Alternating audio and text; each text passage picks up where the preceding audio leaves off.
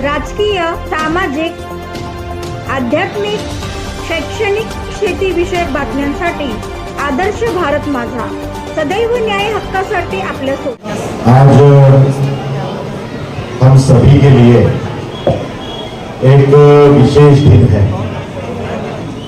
संत सेना नाभिक समाज मंडल कामोटे की ओर से जिस विशेष कार्यक्रम का आयोजन हम सभी के लिए किया गया है, सुबह से अनेक कार्यक्रमों की मालिका हम सभी के लिए साकारी गई है और निमित्त है 11वां वर्धापन दिन।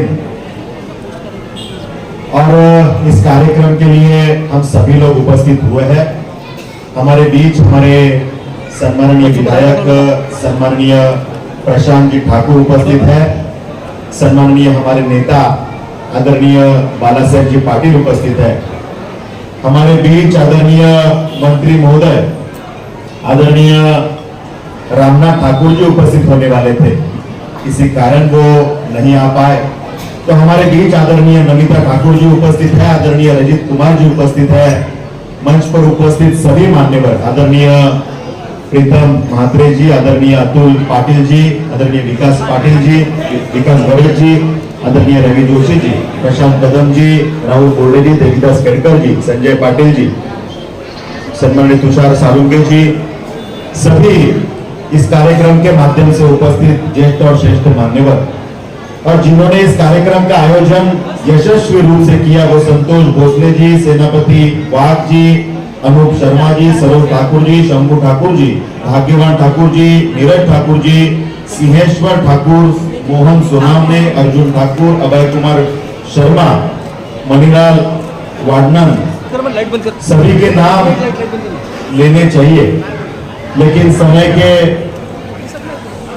अभाव से सभी ज्येष्ठ और श्रेष्ठ मान्यवर और इस कार्यक्रम के लिए उपस्थित हमारे सभी कामोटे और परिसर से आए हुए भाई बहन, मैं आप सभी का इस कार्यक्रम में स्वागत करता हूं।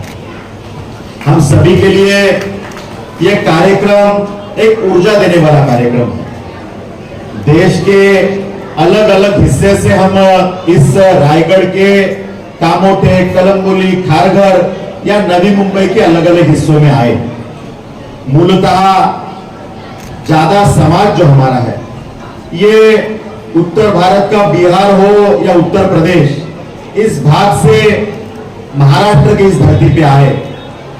विषय रोजी रोटी का हो, एजुकेशन का हो, किसी ना किसी विषय को लेके हम यहाँ पर उपस्थित हुए, यहाँ पर आए और पिछले अनेक वर्षों से यहाँ पर हम काम कर रहे हैं। जभी हम इन सब भाई बहनों से मिले, जभी उनसे संवाद हुआ, तो एक भावना हर हमारे भाई के बहन के मुंह से हमें दिखाई दी कि यहाँ पर हम महाराष्ट्र की धरती पे आए, काफी साल हम काम कर रहे हैं और इसीलिए हमारी जन्मभूमि बिहार है, जन्मभूमि उत्तर प्रदेश है, लेकिन महाराष्ट्र की धरती ने हमें प्यार दिया, ये हमारी कर्म भूमि है। उतना प्यार इस महाराष्ट्र की भूमि ने हमें दिया, ये हर एक के मुंह से हमें सुनने मिला। और आगे जाके हमें ये सुनने मिला कि यदि हमारा जन्म जहां पे हुआ, वो जन्मभूमि बिहार, उत्तर प्रदेश या जो भी जन्मभूमि है, वो यदि हमारे लिए माँ का दर्जा हो, तो महाराष्ट्र हमारे लिए माँ की बहन, मासी जो होती है, वो दर्जा महाराष्ट्र को हमेशा आपने दिया है। और इसीलिए जब दूध में शक्कर मिल जाती है तो दूध की मिठास बढ़ जाती है। उसी तरह महाराष्ट्र की संस्कृति में जब आप सभी ने ये मिठास बढ़ाने का काम किया, हम सभी को बहुत आनंद होता है कि ये परिवार हम यहाँ पर जमा पाए। आदरणीय आमदार जी ने बहुत बातें इस विषय में बोली है, लेकिन एक बात मैं बोलना चाहूंगा कि जिस प्रकार यहाँ पर आने के बाद इस महाराष्ट्र को, इस नवी मुंबई को, इस कामोटे, कलंगुली, खारघर, पनवेल को अपना मानने का काम आप सभी ने किया है और इसलिए एक परिवार की भावना हम सभी के बीच है और एक इस प्रवास में एक परिवार करके हम सभी लोग इकट्ठा जुड़े हैं। आज हमारे इस मंडल के माध्यम से सभी को इकट्ठा लाने का प्रयास हुआ और 11-11 साल जब ये मंडल हम सभी को जोड़ने का प्रयास करता है, हम सभी के लिए कुछ ना कुछ अच्छे उपक्रम करने का प्रयास करता है, जब हम यहाँ पर कहीं अलग अलग हिस्सों में रहते हैं तो हम एक दूसरे में जान पहचान होनी चाहिए। यहाँ पर हम दूर से आए तो हम सभी में कहीं पे एकता होनी चाहिए, किसी ना किसी विषय के लिए हमने इकट्ठा आना चाहिए। ये भाव और भावना हृदय में रखकर इस मंडल के माध्यम से जो अच्छे उपक्रम हम सभी के लिए साकारे जाते हैं, और एक साल नहीं 11 साल साकारे जाते हैं। मैं मंडल के सभी पदाधिकारियों का दिल से अभिनंदन करता हूं और आभार व्यक्त करता हूं कि इतना अच्छा कार्यक्रम हम करते हैं। एखादा उपक्रम शुरू करना बहुत आसान होता है, 1-2 साल उसे करना वो भी आसान होता है, लेकिन 11 साल उसका सातत्य टिकाए रखना ये बहुत अपने आप में बड़ी बात है, और वो काम मंडल के सभी पदाधिकारी कर रहे हैं। मैं आप सभी का आभार व्यक्त करता हूं।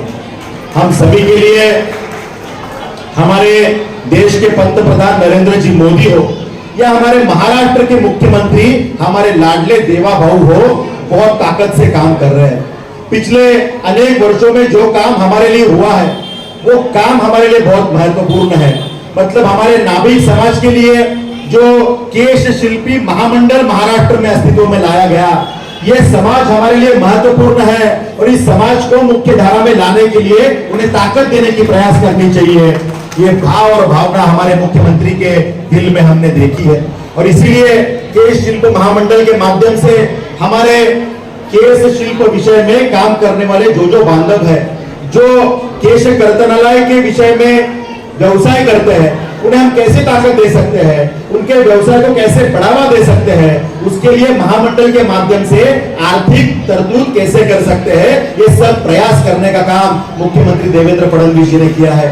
हम सभी ने देखा कि विश्वकर्मा योजना जो आदरणीय पंतप्रधान नरेंद्र जी मोदी ने हम सभी के लिए तैयार की, जिसे हम मराठी में 12 बलुतेदार कहते हैं।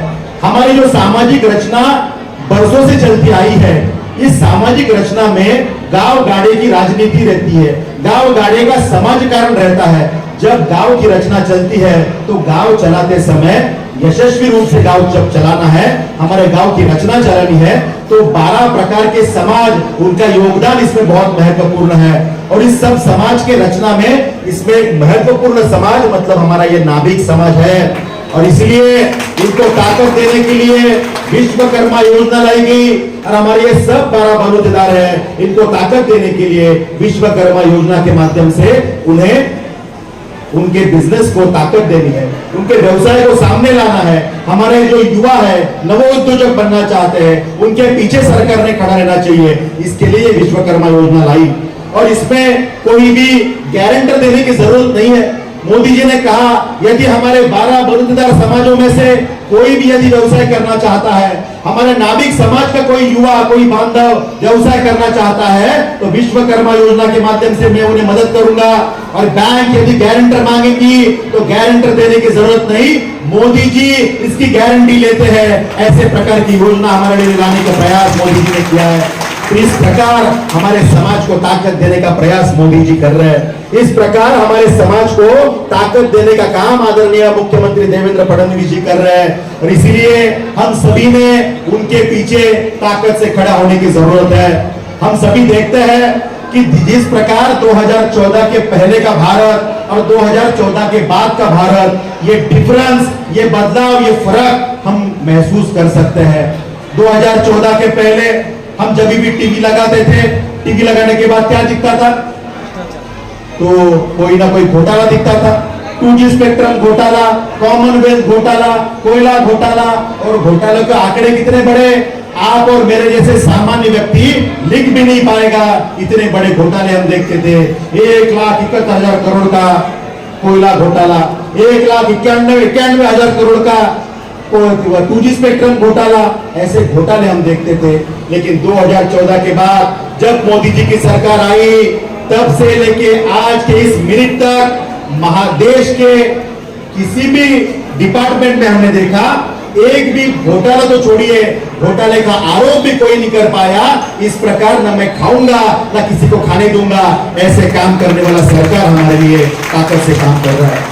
और वो अंग्रेज जागतिक आर्थिक क्रमवारी जिसे कहते हैं, अगर जागतिक हम लिस्ट देखें तो 5वें नंबर पे इंग्लैंड था, और भारत देश आर्थिक हिसाब से यदि देखें तो फ्रजाइल 5 जिसे बोलते हैं, नीचे से 5 कभी भी फूट सकती है, ऐसी फ्रजाइल अर्थव्यवस्था हमारी थी। लेकिन 2014 के बाद मोदी जी ने हम सभी के लिए जो कुछ किया, कुछ ऑपरेशन करने पड़े, कुछ दवाई देनी पड़ी, दवाई कुछ कड़वी भी लगी, लेकिन उस कड़वी दवाई का इफेक्ट इतना जोरदार था कि आज वो अंग्रेज मतलब इंग्लैंड वो नीचे चले गए और भारत देश चौथे क्रमांक पर पूरे जागतिक आर्थिक क्रमवारी में आया। ये करिश्मा मोदी जी ने हम सभी के लिए कर दिखाया है।